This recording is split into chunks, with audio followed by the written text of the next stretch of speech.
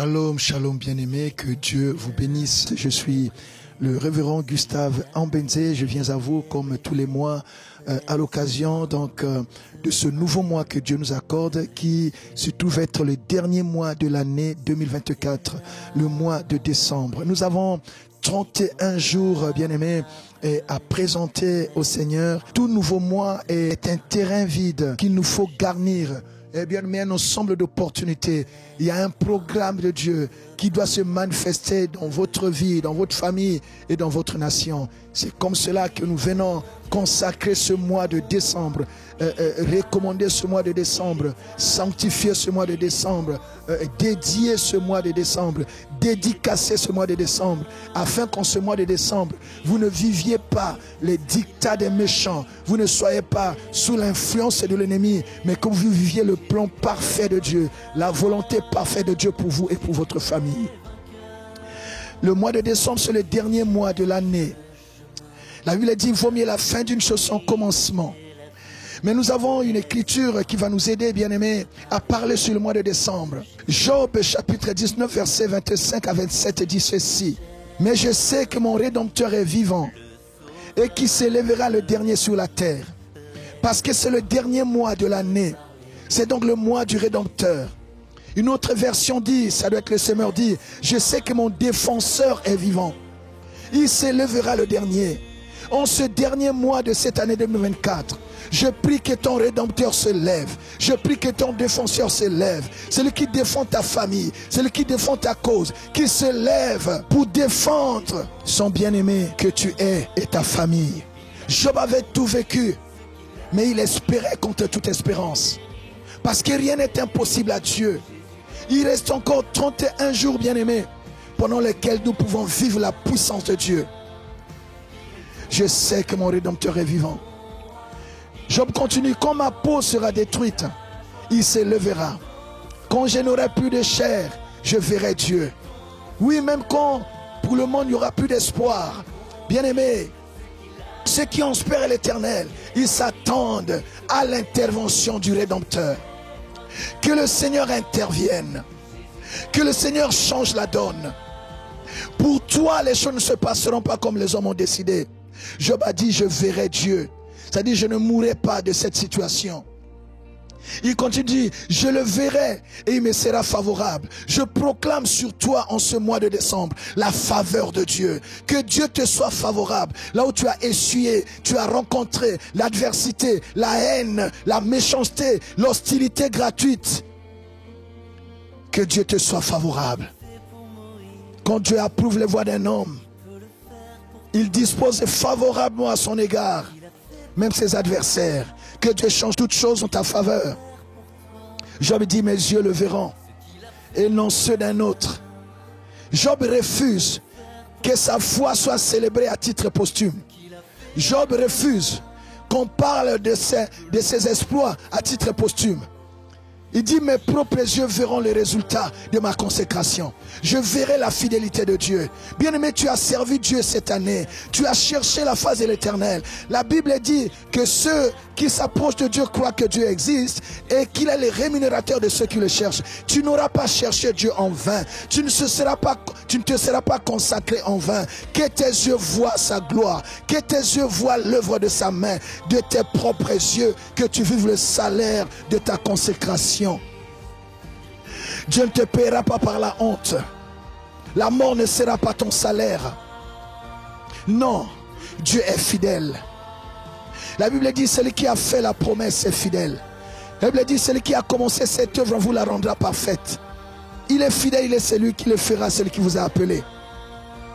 Le Dieu de Job est ton Dieu. Job a dit, je le verrai de mes propres yeux. Alléluia. Il dit, mon âme languit d'attente au-dedans de moi. Oui, tu n'auras pas attendu en vain. La Bible dit que l'attente des justes n'est que joie. Je proclame que ton attente, longue soit-elle, ne soit que joie. Que tu célèbres l'Éternel en cette fin d'année.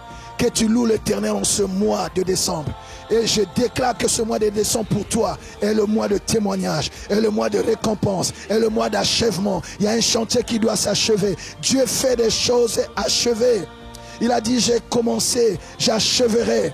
Il ne laissera pas ce chantier inachevé. C'est le mois de témoignage. Alléluia. Le mois de témoignage. Le mois de célébration. Le mois de louange. Le mois où Dieu change tes luttes en victoire. Le mois où Dieu change, bien-aimé, ta peine, ta souffrance en joie. Le mois où Dieu change ta malédiction en bénédiction. Car nous prions le Dieu qui change la malédiction en bénédiction.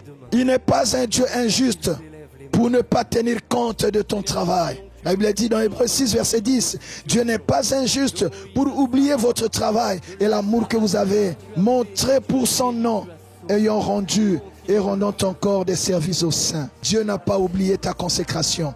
Dieu n'a pas oublié combien tu l'as cherché cette année. Dieu n'a pas oublié combien tu as sémé de ta vie, de tes heures. Tu t'es consacré. Tu as multiplié des jeûnes pour chercher sa face. La Bible dit, ceux qui cherchent l'Éternel ne seront privés d'aucun bien. Oh, que Dieu se souvienne de toi. Que ce grand Dieu sèche tes larmes. Qu'il réjouisse ton cœur. Qu'il relève ta tête. Qu'il te réjouisse autant de mois que tu as souffert. Que ce mois de décembre ne ressemble pas au mois passé, où tu as pleuré, où tu as été humilié. Que ce mois soit différent. Je le proclame au nom de Jésus. Comme homme de Dieu, je déclare au nom de Jésus que si tu as pleuré les mois passés, oh, que tu te réjouisses en ce mois de décembre. Je joins ma prière à ta prière, ma foi à ta foi. Vis la gloire de Dieu en ce mois de décembre. Vis la victoire. Au nom de Jésus-Christ de Nazareth, qu'est-ce que Dieu ne peut pas faire? C'est le mois de retournement des situations. La Bible dit ceci. Dans Esther 9, verset 1. Oh, un merveilleux texte. Au 12e mois,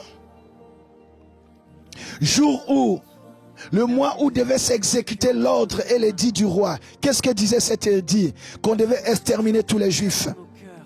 Il y a un complot qui a été, bien aimé, ourdi contre les Juifs. On devait les exterminer tous et livrer leurs biens au pillage.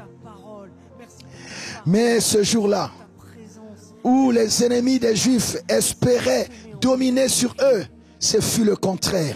Bien aimé, que tu vives le contraire du malheur qu'on a préparé contre toi. Ésaïe 7, verset 7 dit que ce malheur-là n'arrivera pas, il n'aura pas lieu. Cet accident n'arrivera pas, il n'aura pas lieu. Cette mort n'arrivera pas, elle n'aura pas lieu. Tu ne mourras pas, tu ne périras pas. Tu ne perdras pas les membres de ta famille. Au nom de Jésus-Christ de Nazareth, ce fut le contraire. Et les Juifs dominèrent sur leurs ennemis. Tu domineras sur ceux qui t'ont dominé. Tu réussiras là où on attendait ton échec. Tu monteras là où on a prédit ta chute. Cette porte qui t'a résisté longtemps s'ouvre maintenant au nom de Jésus-Christ de Nazareth. Qu'est-ce que Dieu ne peut pas faire?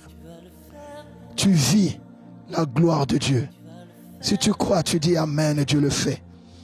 Alléluia. Voilà, bien-aimé. Qu'est-ce que Dieu ne peut pas faire? Alléluia. Dieu se souvient toujours de ses bien-aimés.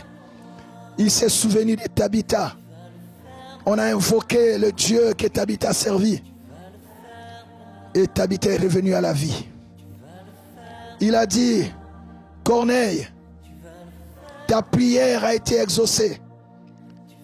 Et Dieu s'est souvenu de tes aumônes. Acte 10, verset 31.